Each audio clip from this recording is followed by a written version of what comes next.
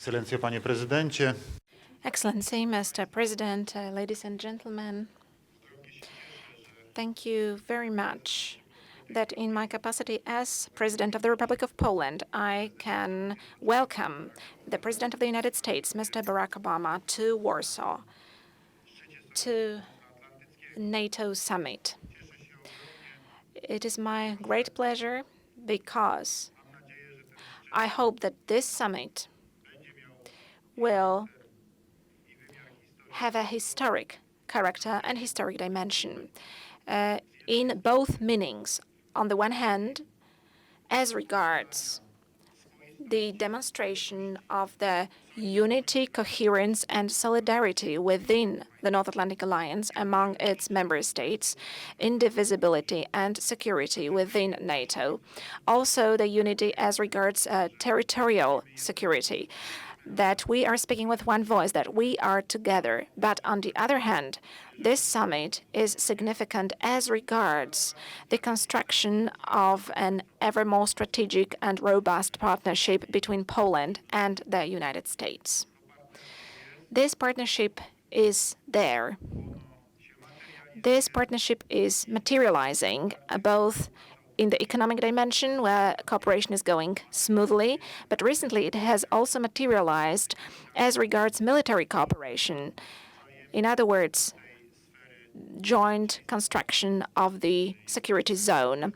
And for that, we are grateful to Mr. President and the United States. We are grateful for their friendliness. We are also grateful for the understanding that security is there where the strongest armed forces of the world are present, and the strongest armed forces of the world is the armed forces of the United States, as we all know. And that is why we welcomed American troops to the Anaconda exercise. We were hugely pleased that they were so numerous.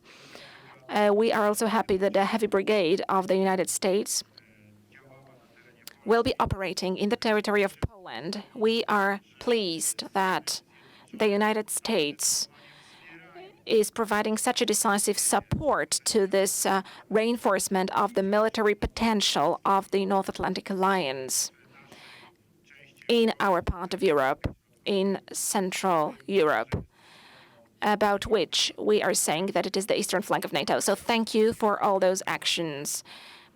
We had a very good conversation with Mr. President. Thank you, Mr. President, for accepting my condolences, because although we are busy working people, nevertheless, the tragic information on what happened in Dallas, of course, has reached Poland as well.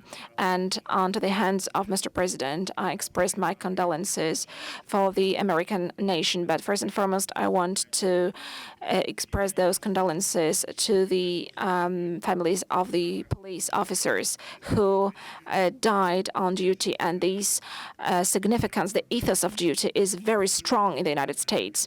It is an element of the great patriotism. And I had this opportunity to see that myself when I talked to American commanders and to American troops during Anaconda exercise.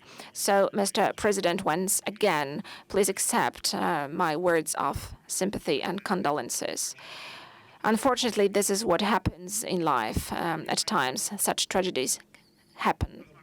Ladies and gentlemen, myself and Mr. President discussed a wide range of topics. We touched upon all the important issues. We discussed Brexit. I'm happy that Mr. President has got a very clear position, namely that the UK will keep its position within the North Atlantic Alliance, because this is a crucial country and our extremely important partner. We would like that partner to strengthen their potential. We also discussed the issue of migration.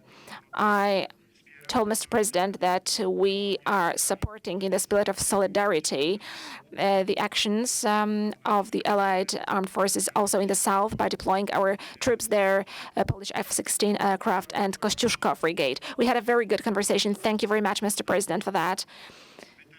There is still a lot of work ahead of us at this summit, 2 days of hard work, but I believe, as I have already said, that this summit is going to be symbolic in nature. It is going to further strengthen our strategic partnership.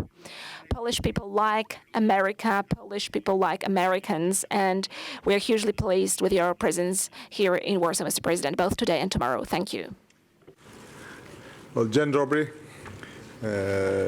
Thank you, President Duda, for welcoming me today. This is my third visit to Poland as president. I've got very fond memories of my visit here 2 years ago when I joined Poles in Castle Square to celebrate a quarter century of Polish freedom, and it's wonderful to be back. As always, I bring greetings and friendship of the American people, especially the many proud Polish Americans, many of whom live in my hometown of Chicago. We're here, of course, for the NATO summit, and the fact that it's being held here in Warsaw is a testament to Polish leadership. In the United States, we consider Poland one of our most committed and important allies.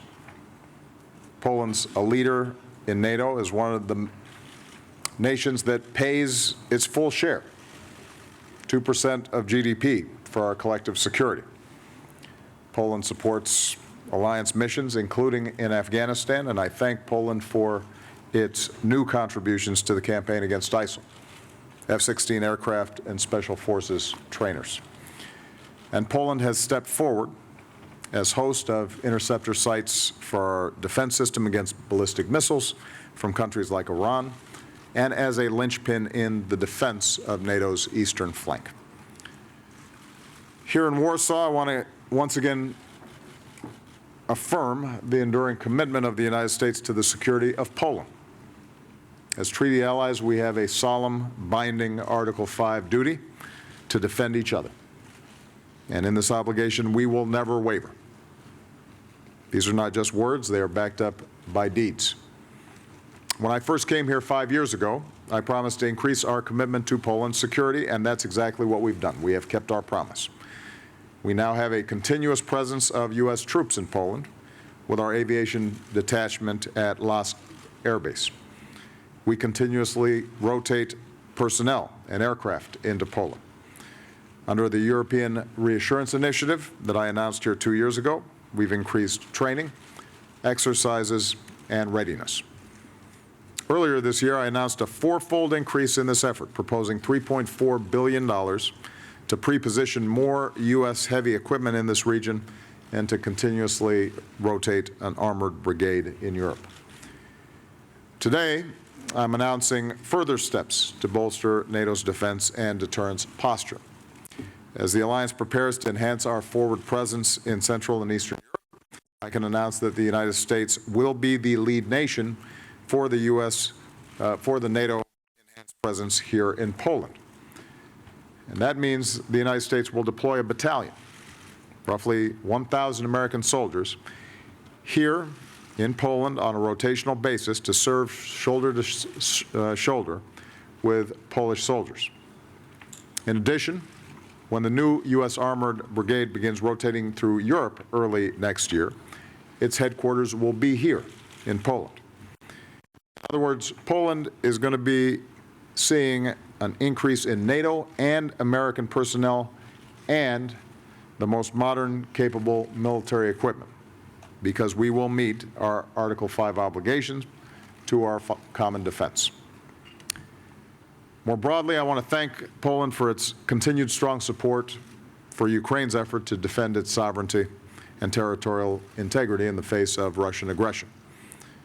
We discussed the importance of continuing to provide Ukraine with the assistance it needs to strengthen its military and to pursue political and economic reforms. And we fully support the efforts led by Germany and France to resolve the conflict in eastern Ukraine diplomatically. And the United States and Poland are united in insisting that sanctions remain in place until Russia fully meets its obligations under the Minsk agreement. On the economic front, our two countries will continue to work together to enhance Poland's energy security. Poland recently opened new terminals to receive liquefied natural gas, and the President was describing in detail the plans involved in these facilities. This is going to help diversify Poland's energy supply. American companies are investing their high-tech expertise in wind and solar to help Poland harness more renewable energy, and we'll continue to deepen our cooperation as we pursue a cleaner, more sustainable energy future together.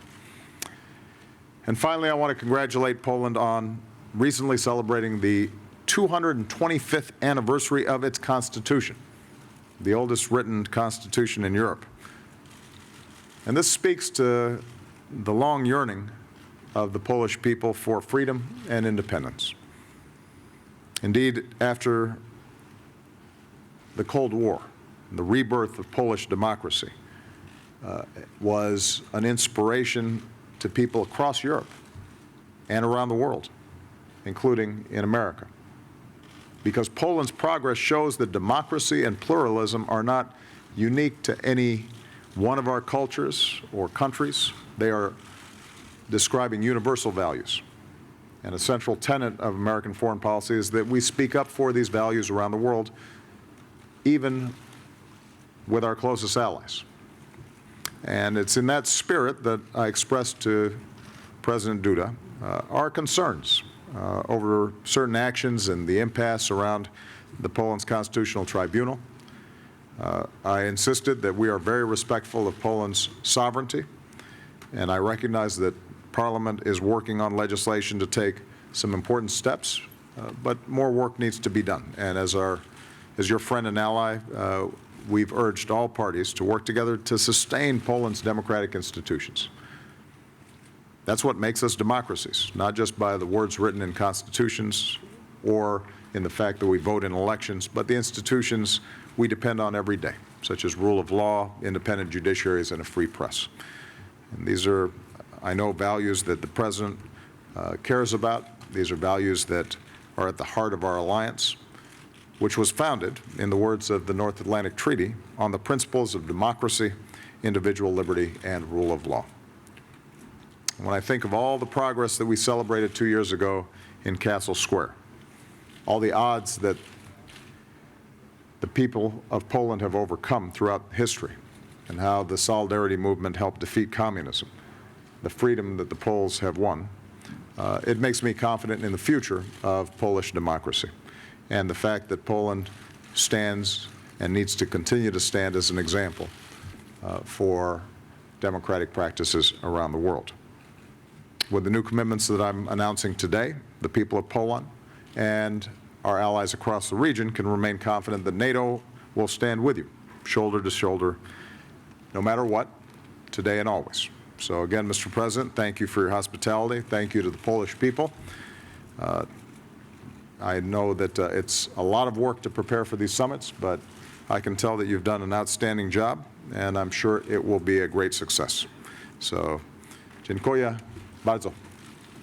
President Duda. Thank you very much, Mr. President. Dziękuję panom prezydentom. Thank you, President, and thank you, ladies and gentlemen.